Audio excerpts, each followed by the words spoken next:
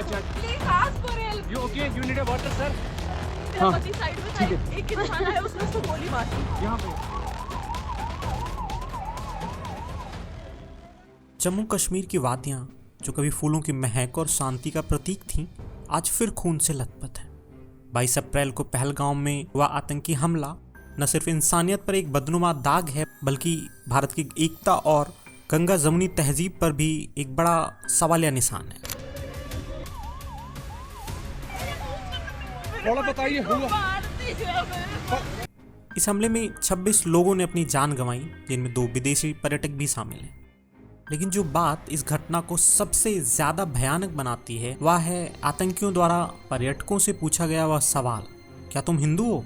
दोस्तों, यह कोई साधारण सवाल नहीं था, बल्कि यह था मौत का फरमान। इस हमले ने कश्मीर को एक बार फिर से दुनिया की नजरों में ला दिया है। अमेरिकी नेता जेडी वेंस ने इसे क्रूर आतंकी कृत्य करार दिया, तो रूस के राष्ट्रपति व्लादिमीर पुतिन ने इसे निर्दयी हत्या बताया। पहलगाम का वह इलाका जहां यह हमला हुआ केवल पैदल या घोड़ों से ही पहुंचा जा सकता है। आतंकियों ने सोच समझकर ऐसी जगह चुनी जहां बचाव मुश्किल हो। पर्यटक जो कश्मीर को धरती का स्वर्ग मानकर वहां की खूबसूरती का लुत्फ उठा रहे थे, अचानक मौत के मुंह में समा। मैं मंजुनाथ, शिवमोगा, कर्नाटक से। हम इंडियन ट्रैवल स्टोर्स में बुक करके कश्मीर। इस घटना में जान गंवाने वाले मंजुनाथ और उनकी पत्नी पल्लवी की कहानी इस दर्द को बयान करती है। वे अपने परिवार के साथ कश्मीर की सैर पर आए थे।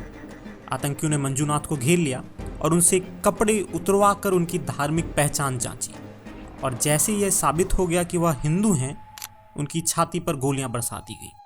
पल्लवी चीखती रही, मुझे भी मार दो, लेकिन आतंकियों ने जवाब दिया, नहीं, जाओ ये बात मोदी को बता दो।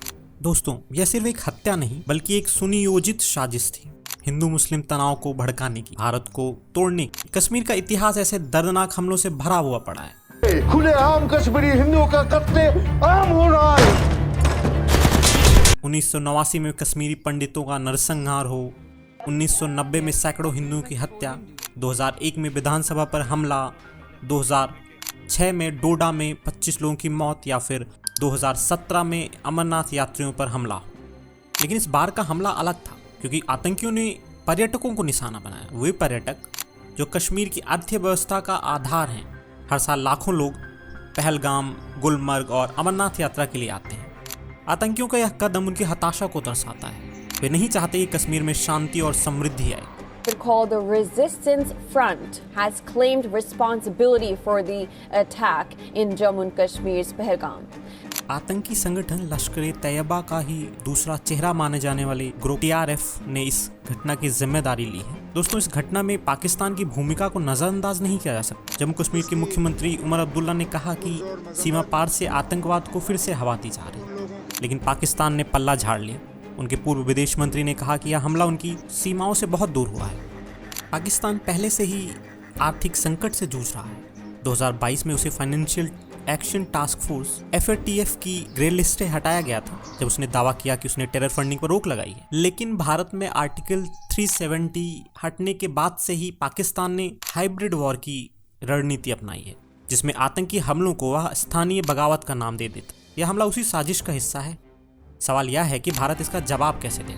प्रधानमंत्री नरेंद्र मोदी ने कड़ी कार्रवाई का वादा किया है। गृह मंत्री अमित शाह ने तुरंत कश्मीर का दौरा किया और रात भर मीटिंग्स का दौर चलता रहा। लेकिन सिर्फ सैन्य कार्रवाई काफी नहीं, हमें कूटनीतिक स्तर पर भी पाकिस्तान को बेनकाब करना होगा। हमें दुनिया को दिखाना होगा कि यह हमला सिर्फ हिंदुओं पर नहीं, बल्कि भारत की एकता और अखंडता पर है। इस हमले ने कई सवाल भी खड़े किए हैं, जैसे पहलगाम जैसे टूरिस्ट स्पॉट पर सुरक्षा इतनी कमजोर क्यों थी? अमरनाथ यात्रा शुरू होने वाली थी, फिर भी इतनी बड़ी चूक कैसे हुई? सरकार बार बार कहती है कि कश्मीर में सामान्य स्थिति बहाल हो गई, लेकिन 2018 से 2022 तक 174 नागरिकों की मौत सामान्य स्थिति नहीं है। दोस्तों, यह हमला सिर्फ हिंदुओं पर नहीं, बल्कि भारत की आत्मा पर है। कश्मीर भारत का ताज है और इस ताज पर खून के छींटे बर्दाश्त नहीं किए जा सकते। हमारी गंगा जमुनी तहजीब, हमारा संविधान कहता है कि हम सब एक हैं, लेकिन आतंकियों का संविधान कहता है कि हिंदू होना गुनाह है। दोस्तों, हमारे देश की सुरक्षा बलों ने आतंकवाद पर काफी हद तक काबू पाया है, लेकिन इस हमले ने साबित कर दिया कि अभी बहुत कुछ करना बाकी है। हमें अपने सिस्टम की खामियों को पहचान कर उन्हें ठीक करना होगा। हमें आतंकवाद के इस सांप को कुचलना होगा, ताकि कश्मीर की वादियां फिर से शांति और पर्यटन का गढ़ बन सकें। हम उन सभी के लिए प्रार्थना करते हैं जिन्होंने इस अमानवीय घटना में अपनी जान गंवाई। ईश्वर उनके परिजनों को हिम्मत प्रदान करे। जय हिंद।